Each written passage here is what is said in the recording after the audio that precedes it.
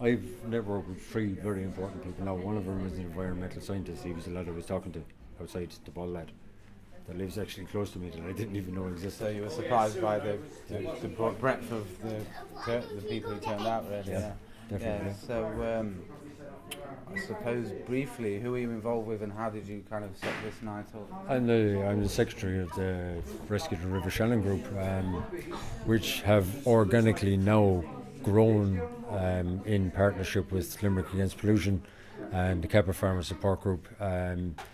When we first started off, we were just raising certain issues, such as the dredging that was happening in Alcan at the time, in Nahanish at the time. And it's grown because And people's awareness has increased. I grew up in the area. I'm fully aware of how people have been afraid and everything, and over the last 20-25 years. And how has it affected your life, briefly? It drove me out of my community. It drove me out of my house that I loved. I watched my farmers, my neighbours fail on their farms. I saw children going to school with me, they're relaying their fears about what their parents had about their health.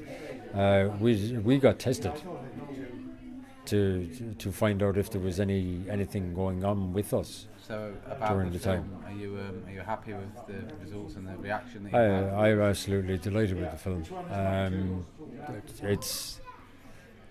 It's true to life. It is the impact of that. Yeah, absolutely delighted. It went extremely well.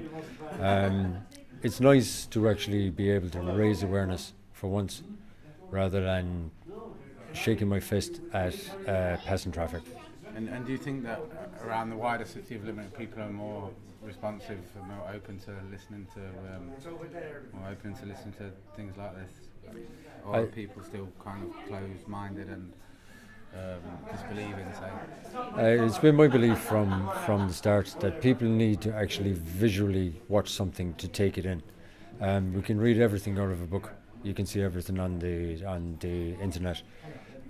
But when you actually visually see it there, and music brings it back into your soul, and it relates with anything that is going on in your head at the time. So for listeners of Changing Limerick, how would they, if they heard about this on the radio, how would they access the film if they wanted to? At the moment now, we're not sure if we are putting it out on YouTube as such yet, because we think that it'll actually have a more organic feel to it if people actually see it themselves in their own communities. So you intend to do more events like this? Yeah, absolutely, if I think so, but it will eventually be on YouTube. But you have a Facebook page where for people who are interested that you can... It's the Rescue the River Shannon group Facebook page. If anyone sends a PM to that, we certainly will be in touch. If they're incapacitated and it's up to a stage where they actually can't get to a venue to watch this, whether they're elderly or disabled or whatever like that, we will ensure that we get a link to them. Or else even we'll send them a DVD in the post if we have to. Thanks, great work. So I'm here speaking with Nigel Sullivan, director of Wild Atlantic Waste. Yeah, get the title right at least, please. Wild Atlantic Waste. So what brought you to make this film? I suppose it started 3 months ago. That's the process from beginning to end, from actual concept, which was Mark's original concept. He gave me a call. He told me to come up and have a look around in conjunction with a Limerick Against Pollution march that weekend. We went up and he showed me Agonish, he showed me the Mongret Irish Cement Factory. And so what were your impressions when you saw it? Or? Well, like I say at the very beginning of the film, it scared me. And he obviously thought that I was the right person at the right time to make a film. And I suppose 3 months later, we're here standing outside Perry's in Limerick after the premiere, which has been a massive success. And the room, with many people of different persuasions, all kind of came together at the end of the night. I think it was a great union. So what kind of reaction did you get off people, the crowd? What was the overriding impression? Well, I cried at least twice today from things I heard, so it couldn't have been better. And how important are initiatives like this, spreading awareness? I mean, how close are we to disaster? Well, I think we're already teetering on the brink of disaster. I think that if we let anything else slip through, it's game over. Literally, it's that late. It's that late in the game. Yeah. We cannot let anything else. We have to scale back on what we already have, not put more in. So for the people of Limerick who may be affected by this and people further afield, what do they need to do?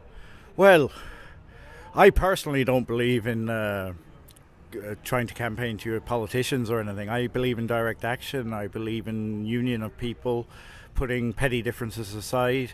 The great beauty of the human race is that we are all different, that we're not actually supposed to agree on everything. For you, like making a movie as part of that? Yeah, well, that's kind of like what I do. You know, we all have our own special talents. We all have our own special passions. We should be doing them rather than what we're told to do that we hate, and which leads us to depression and everything. In future movies, I hope to be kind of addressing more of these, because everything is linked. Have your future movies in the pipeline? Yeah, the next one I'm working on is down in Bandon, County Cork, which is about save the kelp forest. It's happening all over Kerry, Cork, the whole western seaboard. They're raping the coast next, and there'll be more on in maybe another 3 months, possibly, or possibly sooner. Who knows? But all right, Nidge. Thanks, Ben. Cheers.